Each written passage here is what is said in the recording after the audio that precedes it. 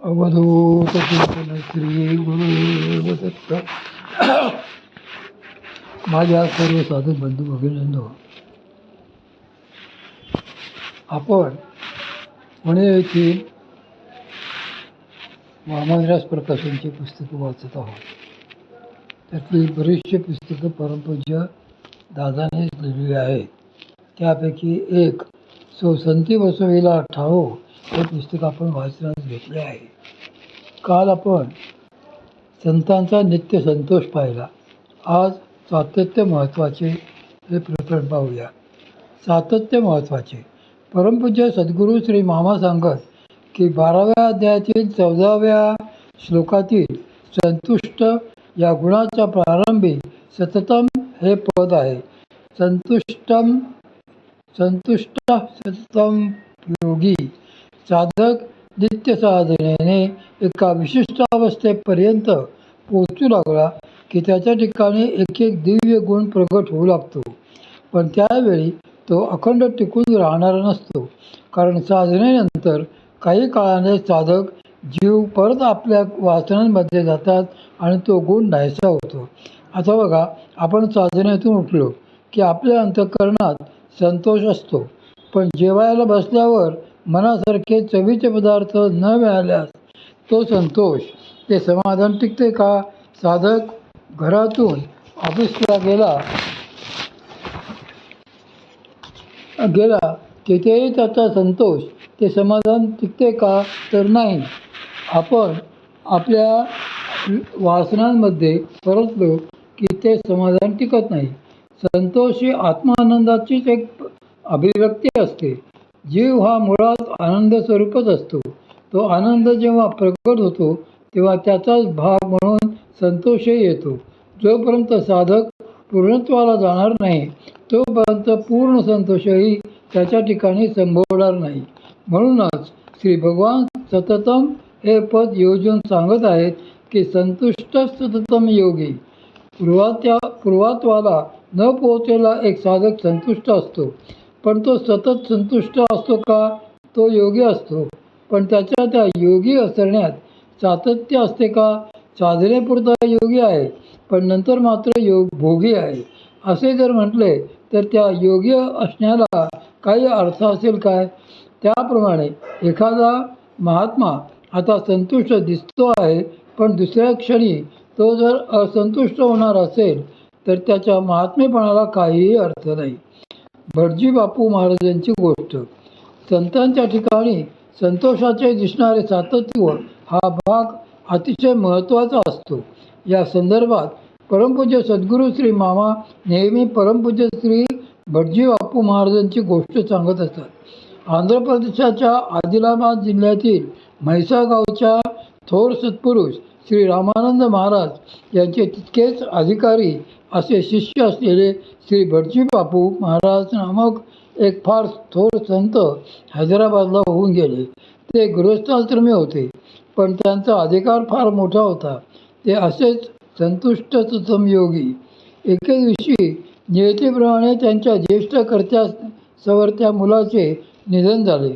गोपीनाथ दादा नामक त्यांचे हे चिरंजीव त्यांच्या पुत्रसंततीतील एकमेव जगलेले वाचलेले पुत्र होते. त्यांचे पार्थिव अद्याप आतल्या खोलीत होते. महाराजांचा भला मोठा वाडा होता. भेटीला आलेले नातेवाईक आत घरात होते आणि महाराज नित्याप्रमाणे शांत मनाने एकटेच बाहेर ओसरीवर बसलेले होते. एवढी विचित्र दुःखदायक घटना घडूनही ते आपल्याच आनंदात होते. तेवढ्यात काही गायनप्रेमी लोक त्यांचे गाणे ऐकण्यासाठी म्हणून दूरच्या गावातून आले. त्यांना या घडलेल्या घटनेविषयी काही माहीत नव्हते. महाराजांच्या चेहऱ्यावरही त्यांना वेगळे काही भाव दिसले नाहीत. त्यामुळे आत आल्यावर त्यांना नमस्कार करून ते लोक म्हणाले, महाराज, आज फार दिवसांनी आपले दर्शन झाल्याने आम्ही फार आनंदात आहोत. आम्हाला अशी तीव्र इच्छा झाली आहे की आज आपल्या मुखातून एखादी सुंदर चीज ऐकावी. श्री भटजी बापू महाराज हे शास्त्रीय संगीतातील महान आचार्यही होते. त्यांच्या टप्पा गायनाची ख्याती दूरवर पसरलेली होती. ते हसून म्हणाले, ठीक आहे, तुम्हाला काय ऐकायचं वाटते आहे? त्यावर ते म्हणाले, आज आम्हाला मारवा ऐकायचं वाटतोय. श्री महाराजांनी ते ऐकून बरे तर ठीक आहे असे म्हटले आणि आपला तंबोरा घेऊन मारवा राग आळवायला सुरुवात केली. मुळातच मारवा हा विरक्तीचा राग आहे. श्री महाराजांचा स्वर इतका उत्तम लागला होता की त्या ऐकणाऱ्या मनुष्यांच्या मनामध्ये सुद्धा वैराग्य निर्माण झाले. पाहुण्यांची गायन ऐकण्याची इच्छा पूर्ण झाल्यावर त्यांना निरोप देऊन महाराज उठले व नंतर त्यांनी शास्त्राप्रमाणे मुलाचा प्रेतविधी उरकला. दुसऱ्या दिवशी आपल्या गावी पोचल्यावरच त्या लोकांना समजले की ते भेटीला गेले होते त्या दिवशीच महाराजांच्या मुलाचे निधन झाले होते. ते कळल्यावर ती मंडळी आठवायला लागली की असे जर घडले होते तर त्यांच्या चेहऱ्यावर कुठेही दुःख कसे दिसले नाही. त्या लोकांना याच गोष्टीचे राहून राहून आश्चर्य वाटू लागले. जन्म मरण हे अनिवार्य. पुढे कधीतरी एका शिष्याने महाराजांना त्या प्रसंगाबद्दल विचारले तेव्हा त्याने त्याला शांतपणे उत्तर दिले की अरे, कोणी आले आणि कोणी गेले तरी माझे स्वरूप नित्यच आहे. सूर्य रोज उगवतो पण तो अस्ताला गेला म्हणून कोणी रडत बसतो का? तो पुन्हा उगवणारा असतोच. त्याचप्रमाणे आज जरी एखाद्या जीवाने देह ठेवला तरी उद्या पुन्हा तो दुसरा देह धारण करणारच आहे. मग दुःख कशाचे व कशासाठी करायचे? सद्गुरू श्री माऊलींचीही या संदर्भात एक सुंदर ओवी आहे. ना तरी जो असतो वापायचे अखंडित होत जात ऐसे, हे जन्म मरण तैसे अनिवार्य जगी.